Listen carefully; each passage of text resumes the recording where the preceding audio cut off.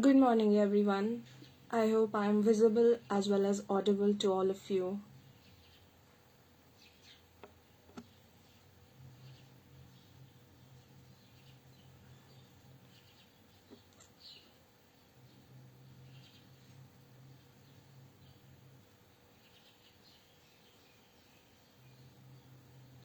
We'll wait for a few more minutes before we will start the session.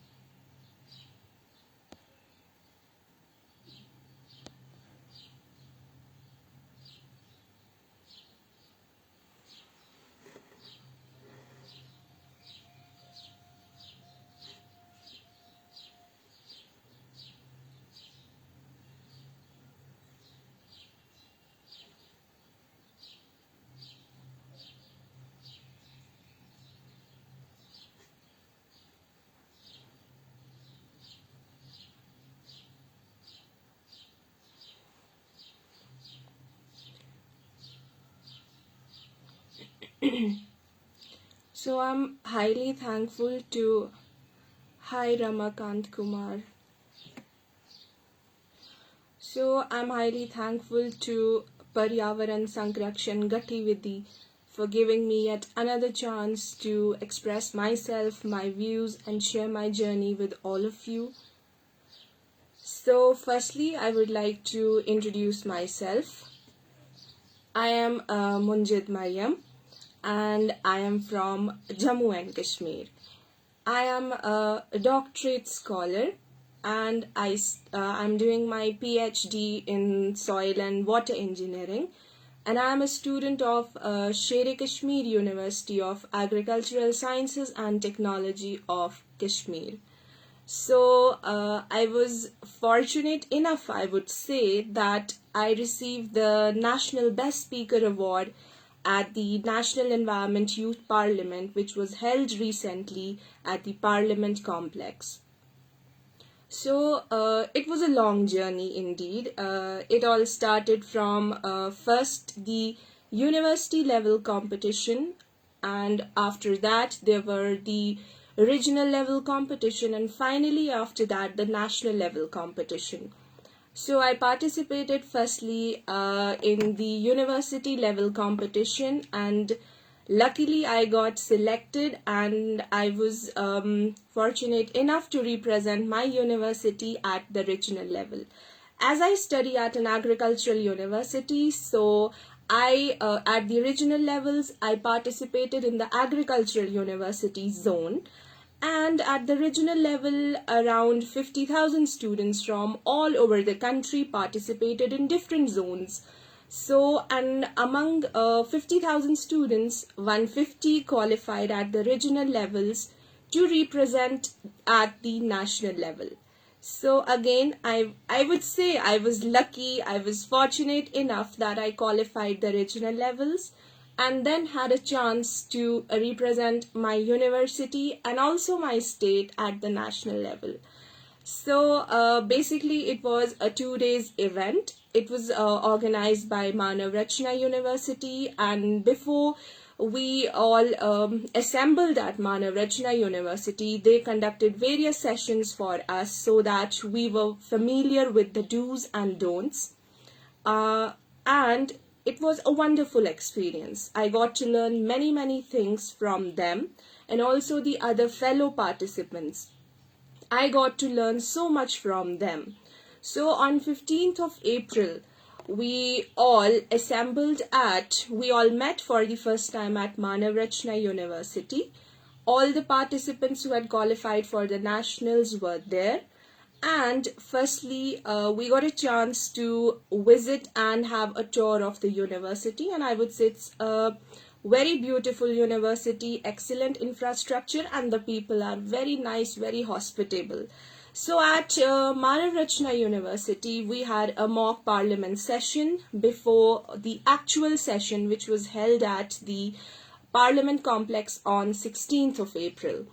So we had a mock session in which various speakers were allowed to present a gist of their actual speech which they had to give at the Parliament House.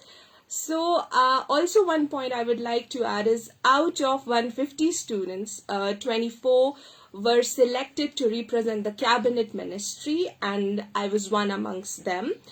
So the event was divided into two sessions, the morning and the evening session.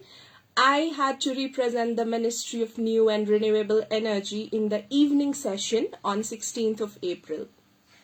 So I would again say I was lucky because there were 150 students. I was one amongst them who got a chance to represent the Ministry of New and Renewable Energy.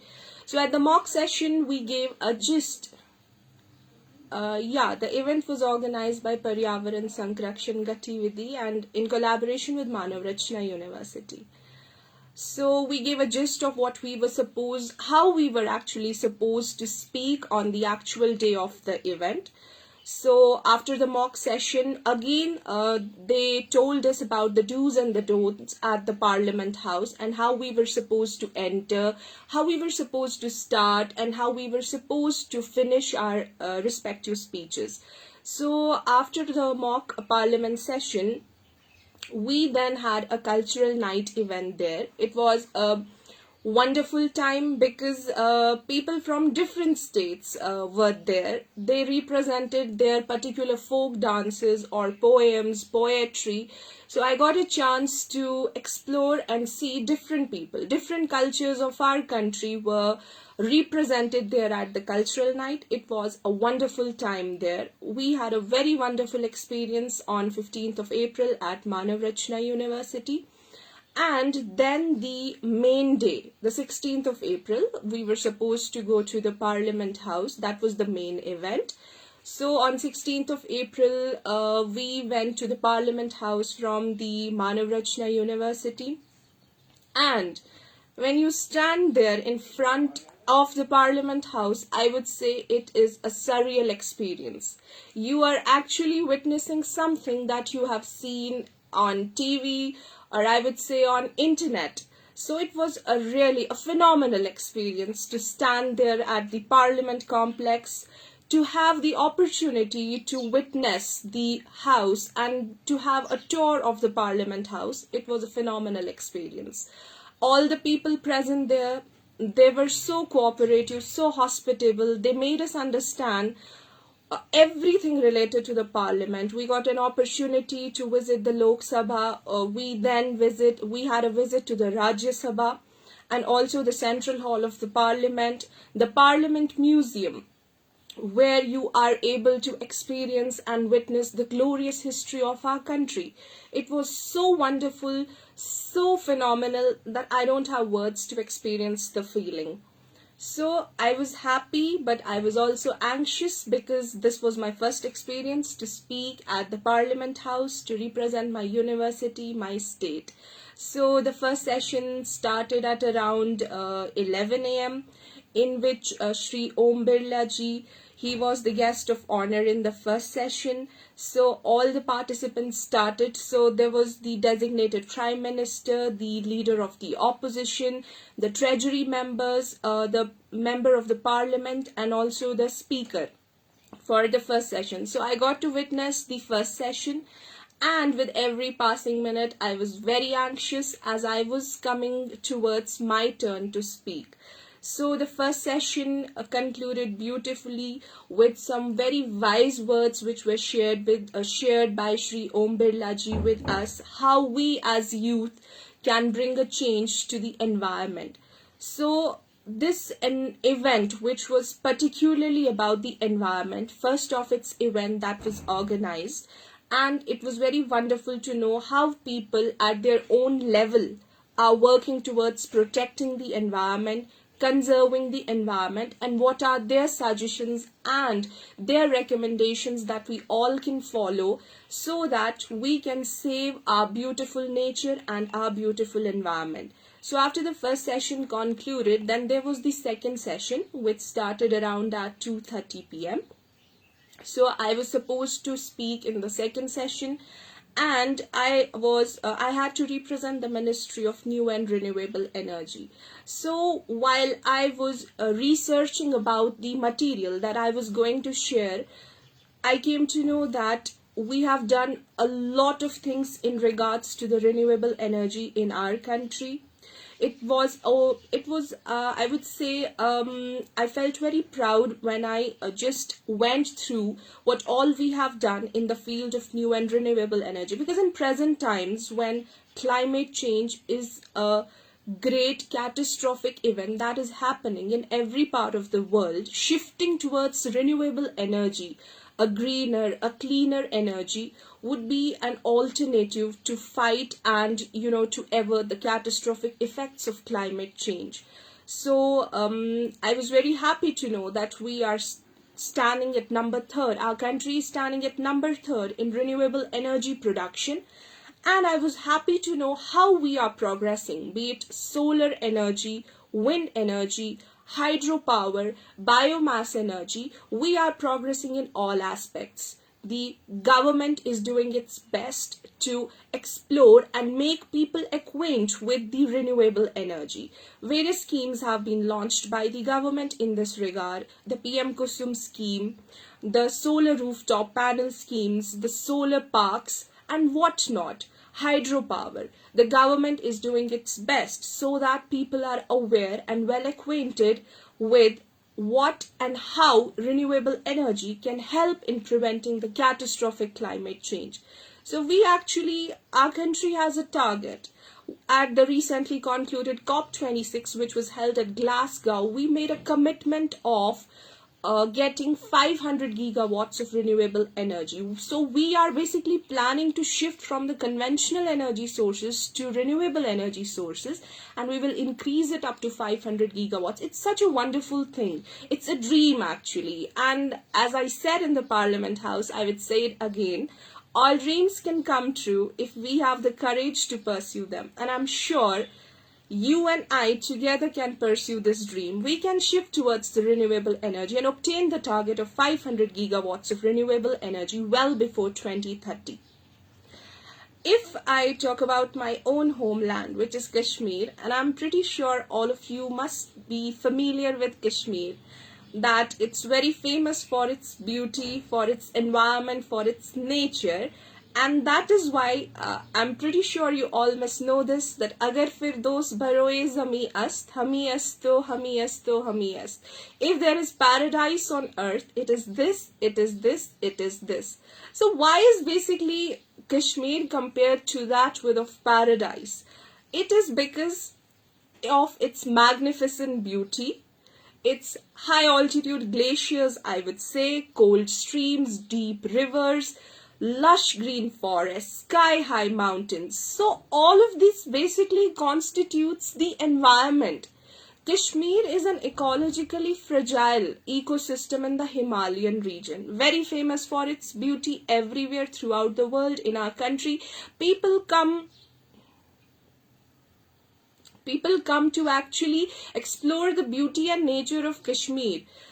But in present times, I would say all of this will be gone in the blink of an eye if our feeling remains same towards the destruction of the environment. Even in Kashmir, we can see the changes of climate change. We are seeing the destruction of nature, environment, because it's a ecologically fragile region. We have to be more conscious about the environment if we are living in this part of the country.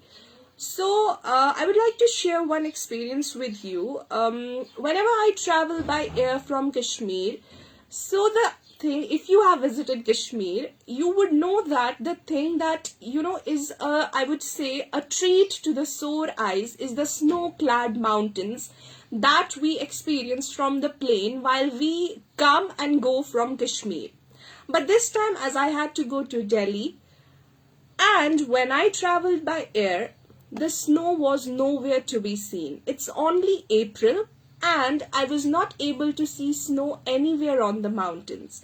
This year also, it did not snow as much as it used to, and we have even a higher temperature in the month of March, in the month of April, than what is considered to be normal here. In the month of March, the temperatures were about 20 degrees Celsius, which is not normal for a ecosystem like that of Kashmir. It did not snow much. We did not get to experience much of the colder days this year in Kashmir. And it's May. Now it's May and the temperatures are quite high. It's around 25, 26, 27 degrees Celsius, which is considered to be high for a place like Kashmir.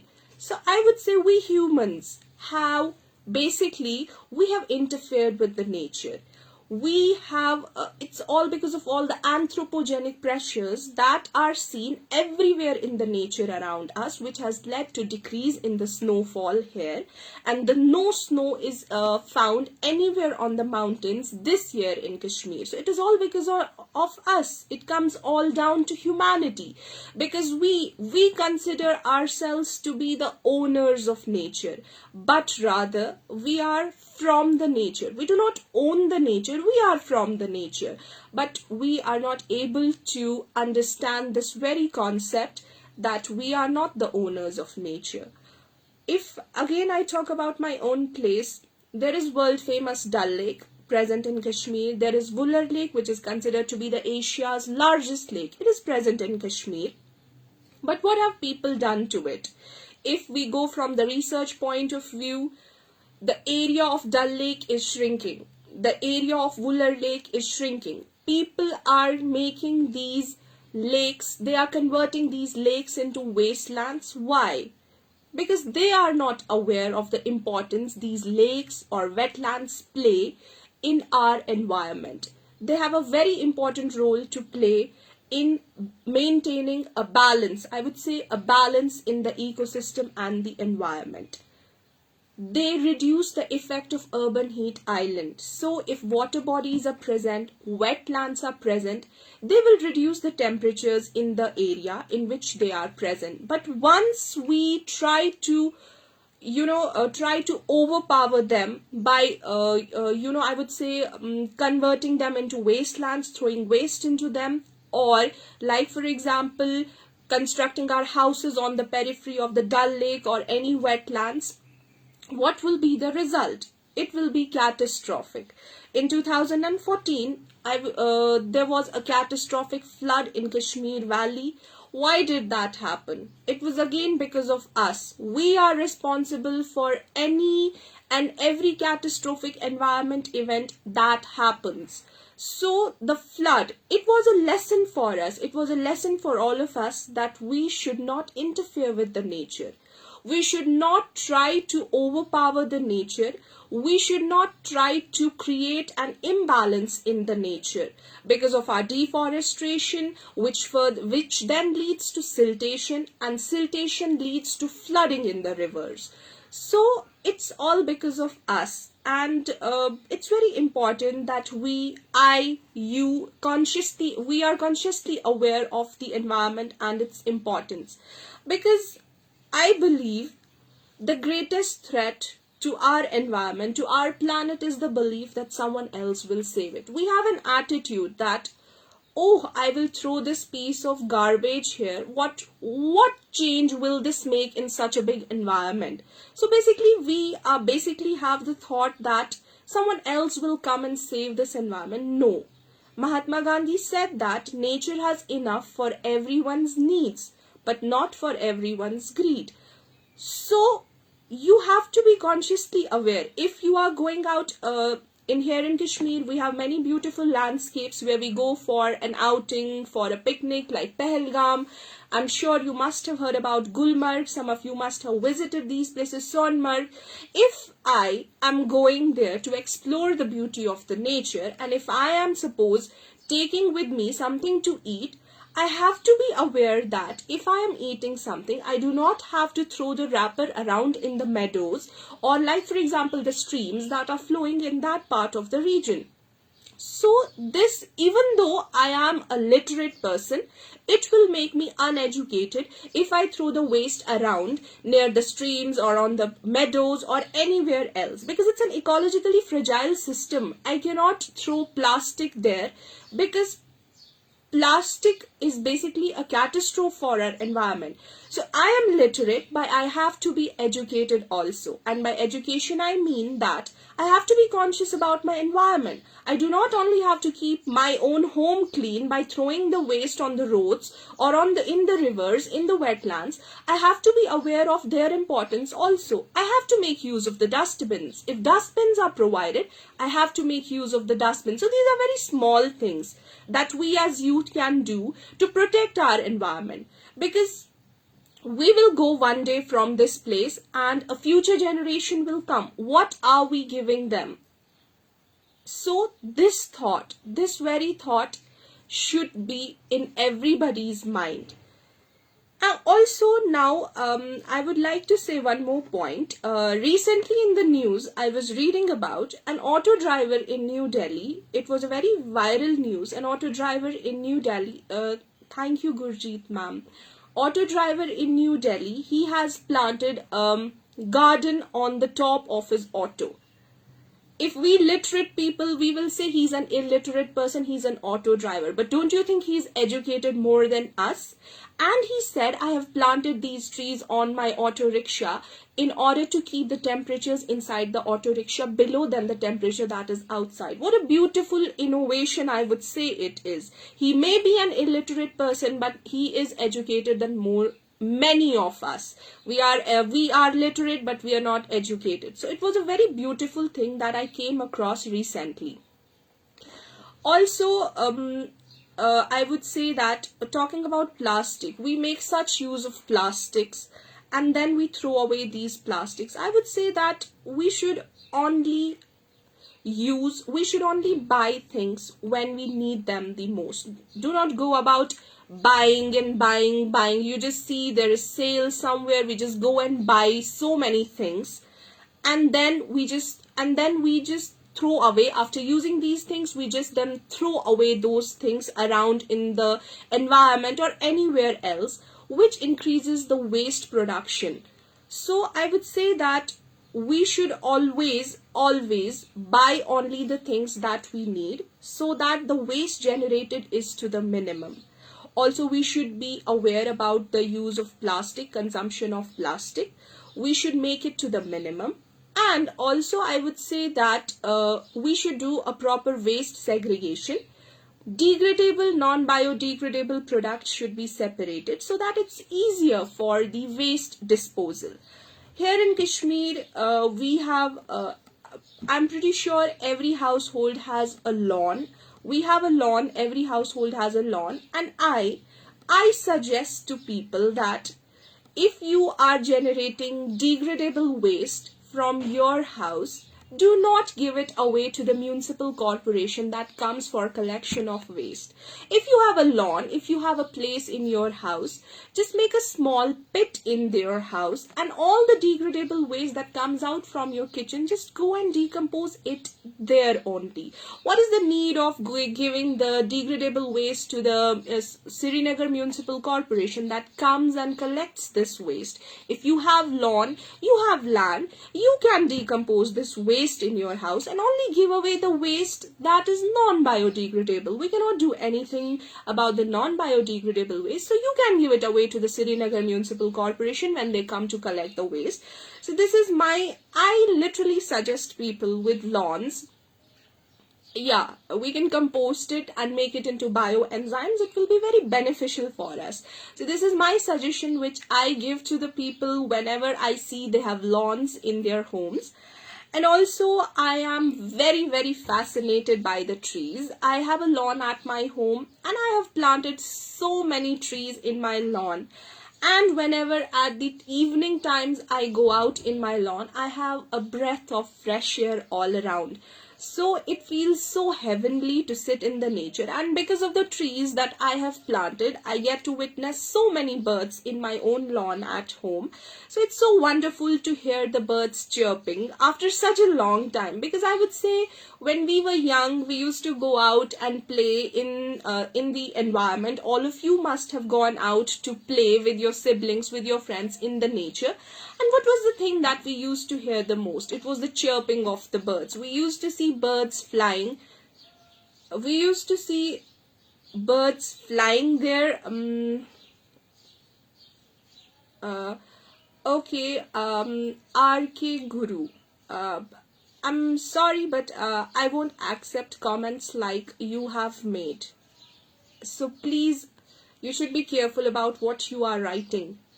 So I was saying that birds, though it used to make me happy seeing birds everywhere, but after certain time, as we just became older, the birds were nowhere to be seen. So what happened to those birds? Again, I would say unsustainable. Everything that drives these things is unsustainable development, unsustainable use of the environment. Birds became endangered, birds became extinct. So now for that purpose, I have planted so many trees. Kashmir is very famous for coniferous trees. I have so many coniferous trees in my home. I have planted so many different varieties of plants, different varieties of flowers. So for that very purpose, I get to witness so many birds coming into my lawn and chirping. I love to hear the voice of the nature. So this is one very thing which I like, and I'm always at the forefront when it comes to plantation drive. I am always at the forefront, be it at my university level. I am always at the forefront of planting trees, because trees fascinate me, environment fascinates me, and I'm consciously aware about the importance of the environment. And I would be very happy if people get to understand my point of view related to the environment. So that was all I wanted to share with all of you. If you have any questions, you are most welcome to ask, and I will be more than happy to share my views on the questions that you ask.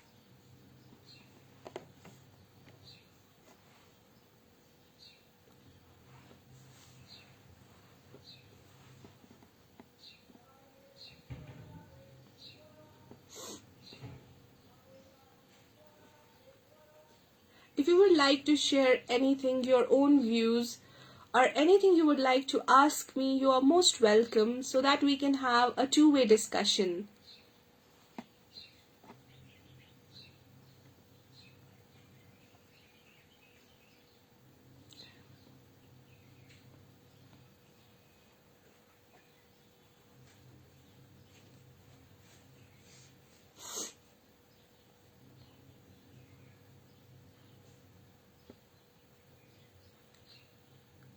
I'm sorry, I'm not so well versed with Hindi. I cannot read Hindi.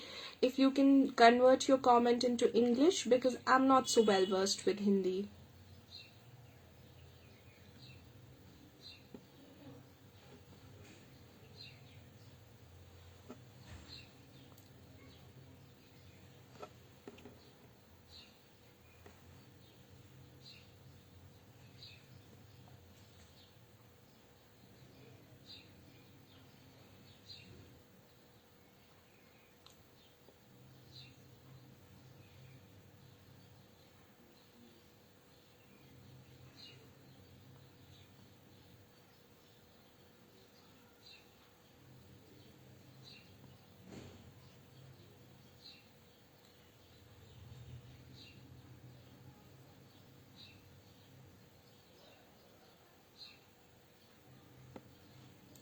Okay, so one thing here again in Kashmir, in Sonmarg, we have Thajwas Glacier, which is very famous.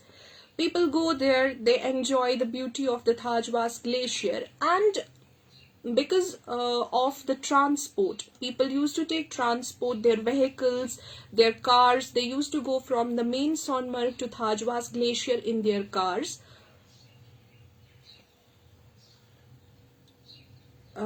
So I would first finish this point. And because of that, the glacier started to melt. We saw the melting of the glacier, and the government then came up with a very nice and innovative thing that no car should be used to go from main Sonmarg to the glaciers, and only people, either they trek from the Sonmarg to the Thajwas glacier or use the horses and ponies. So this step by the government made a huge impact on the melting of the Thajwas glacier because of the cars that were reduced to go there. So we just were able to prevent the melting of the glacier to some extent. So these are some kind of things that we should promote if we are in the environment. Some ecologically fragile regions, we should use the vehicles or cars to a lesser extent.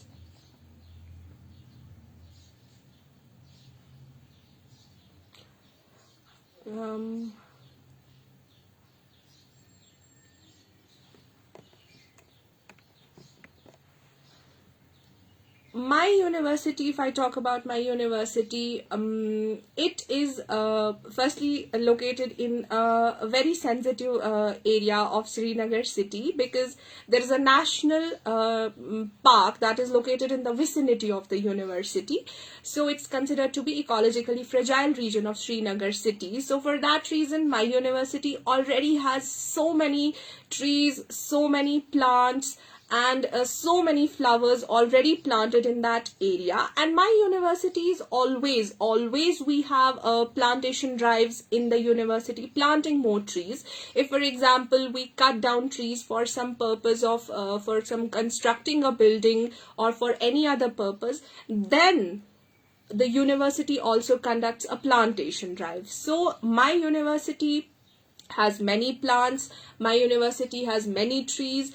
There are dustbins provided in which we can segregate the biodegradable and the non-biodegradable waste. So all of these, and our university conducts programs, our university conducts various workshops where they teach us, where they tell us how we have to be environmentally conscious and how we as people can do small steps, can take small steps to make our environment a better place to live in, how to save our environment. Even when we go for research purpose in our masters, in our PhD at university, we give a major thrust to the environment. We as research scholars at the university, we take up the problems related to the environment, environmental issues that our state is facing or our city is facing. We do our research and then we suggest what certain things can be done to overcome a problem that is prevalent in our state. Like for example, the wetlands that are prevalent in our state, or the lakes that are present in our state. So they are facing anthropogenic pressures, unplanned urbanization, for example, there is in Srinagar. So we can suggest the government to go for a planned urbanization. And also important thing is to educate the people about the importance of the lakes and wetlands that are present throughout the Srinagar city. So that is how we can do our part, and the rest lies with the government, how they take up our innovative solutions to solve the environmental crisis. Also the government of Srinagar, we are on developing Srinagar as a smart city, and for that purpose we have started planting trees in and around the city, so that the noise pollution, so that the other types of pollutions can get reduced. Also the government has started clearing and cleaning the wetlands, the lakes in the cities, so that the environmental catastrophes that we are facing, they get reduced to some extent.